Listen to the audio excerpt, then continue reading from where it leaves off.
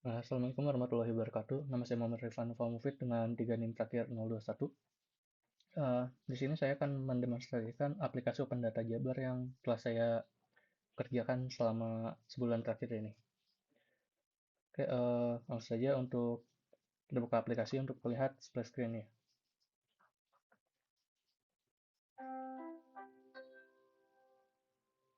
Nah, kalau tadi terdengar itu ada splash screen itu eh, memainkan MP3 dan ada rotasi gambarnya. Nah, sebenarnya splash screen tadi itu hanya imitasi, bukan aslinya. Karena kalau aslinya pakai menggunakan XML, tapi yang tadi itu hanya menggunakan composable composable function. Jadi hanya meniru splash screen lah, bukan aslinya. Ya, ini langsung saja ke input data. Topik yang saya gunakan adalah ini, jumlah kasus penyakit berdasarkan jenis penyakit di Jawa Barat. Lalu untuk inputnya sendiri, sebenarnya tidak banyak yang berubah dari text fieldnya sama submit buttonnya, nggak banyak yang berubah. Yang saya ubah hanyalah di sini jenis penyakit adalah drop down. Jadi bisa memilih dari jenis penyakit yang sudah didefinisikan. Kenapa drop down? Karena di open datanya juga seperti itu. Di sini juga uh, ada beberapa jenis-jenis penyakitnya yang sudah ada di sini. Begitu juga sama dengan kasus, tapi kalau satuannya hanya kasus saja. Nah, jadi di aplikasinya saya cerminkan kasus itu, satuan kasus itu udah tidak bisa diapa-apain lagi, jadi di disable. Nah, yang tadi satuan dan jenis penyakit itu saya jadikan uh, enam kelas di sini di jenis penyakit. Di sini ada serial name, ini untuk API call nanti. Lalu ini ada value-nya dan display name yang akan ada di sini di text field-nya. Sama juga dengan satuan, namun satuan hanya ada kasus dan display name saja, nggak ada serialized name. Lalu untuk data list ada ini, backgroundnya itu gradient, ya ada animasi gradientnya, sama seperti yang Gersnack, yang detail makanan itu di bannernya ada gradient yang gerak terus. Nah, ini juga mirip-mirip seperti itu.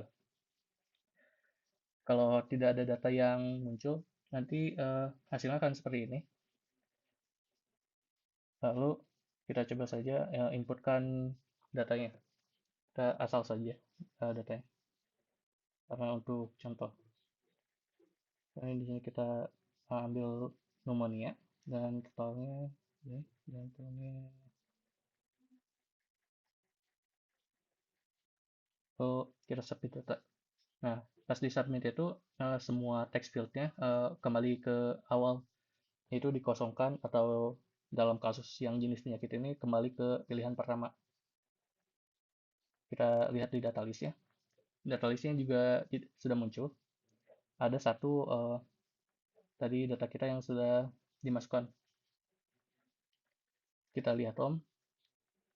Nah, di sini di home itu ada counter ya, counter berapa banyak data yang sudah dimasukkan. Dan tadi karena kita sudah memasukkan satu data di home-nya juga jadi satu, yang awalnya 0. Kita coba untuk edit. Untuk edit sama aja, gak ada yang banyak berubah. Kita coba aja ganti namanya jadi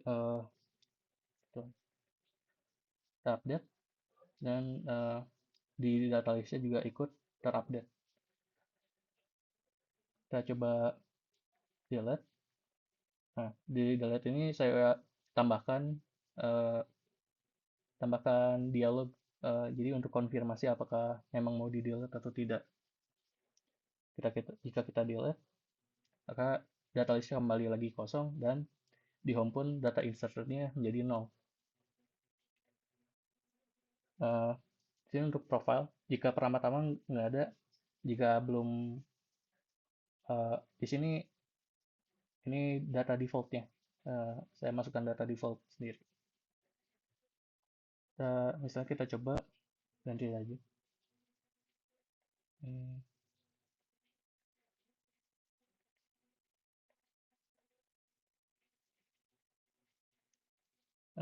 kita coba upload foto. Nah, bisa dilihat ini sudah dimasukkan ke room, jadi akan tetap kalaupun aplikasinya keluar. Misalnya kita ganti,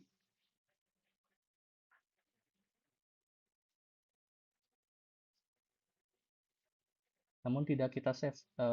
Jadi sudah kita ganti text fieldnya dan sudah upload fotonya, namun tidak kita save, maka tidak akan tersave yang tadi kita ubah itu. Jadi hanya bisa diubah kalau kita sudah memencet save-nya. Oke, lanjut saja ke di sini, ke API call. Di sini ada button untuk sync data with Open Data Jabar. Nah, di sini itu eh, aplikasinya akan mengirimkan request ke API Open Data yang bisa dicari lewat sini. Tinggal ke dataset yang kalian yang mau aja, yang mau saja. Lalu di sini di bawah unduh dataset ada API. Nah, di sini akan diteruskan ke dokumentasi API-nya. Apa saja ya endpoint yang bisa dipakai. Dan di sini untuk endpoint itu hanya ini saja. Tinggal copy paste ini saja, namun tidak memakai docs-nya. Eh, Bisa dilihat juga di sini di API ini ada endpoint ya. Dan di retrofit kalian itu ada base URL. Jadi sama kayak minggu kemarin yang kemarin uh, yang mengcall ke API, ke Jikan API.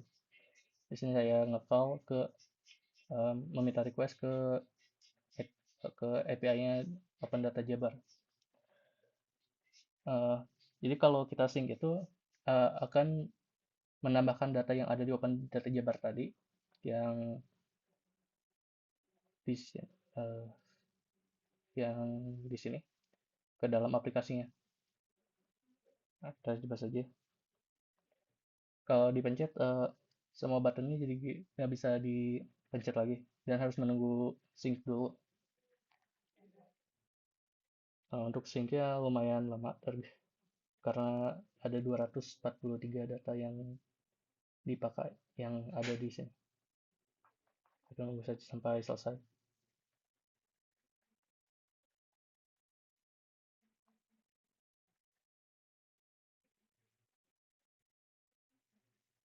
Nah, tadi terlihat di open datanya itu ada 243 juga totalnya. Dan di aplikasinya itu sudah masuk 243 data dari counternya.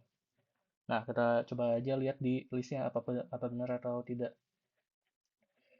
Dan bisa dilihat ini data-data dari Open Data Jabar tadi, namun sudah masuk ke aplikasi kita, ke aplikasinya. Di sini juga ada search bar. Jadi misalnya kita mau cari di sini. Misalnya mau cari ini di Kabupaten Garut yang menderita AIDS. Kita bisa menggunakan search bar. Search bar-nya itu berdasarkan kabupaten atau kota. Karena tadi kita mau melihatnya Garut, ya kita cek lewat Garut. Di search bar kita masukkan Garut. Dan ada di paling bawah. Jadi sudah sama seperti yang ada di Open Data Jabar ya. Penderitanya 39 dan tahunnya 2019 dan sebagainya.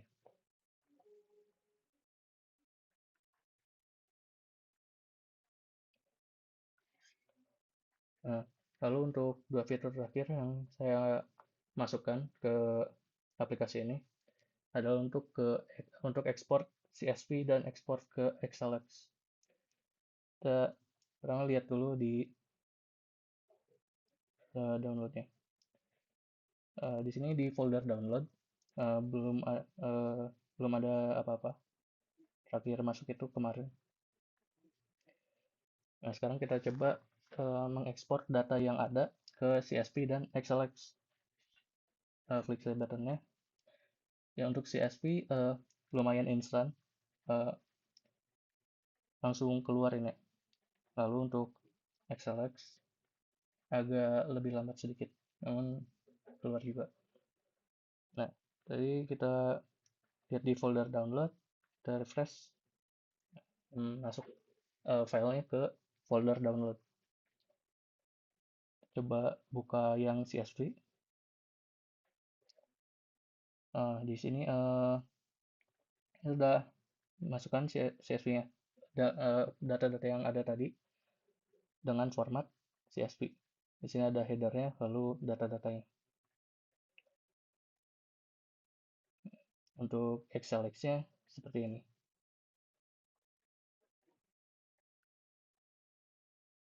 Nah, sama juga seperti tadi. Data yang tadi ada di aplikasi jadi dimasukkan ke Excel.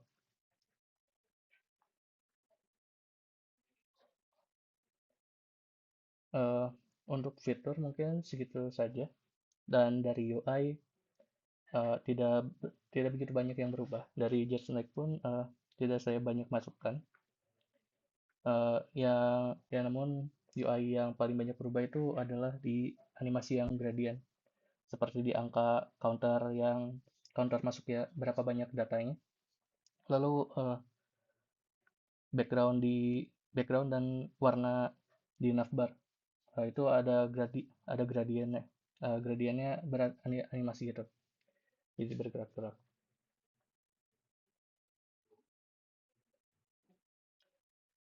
Eh, Baik, mungkin dari saya segitu saja.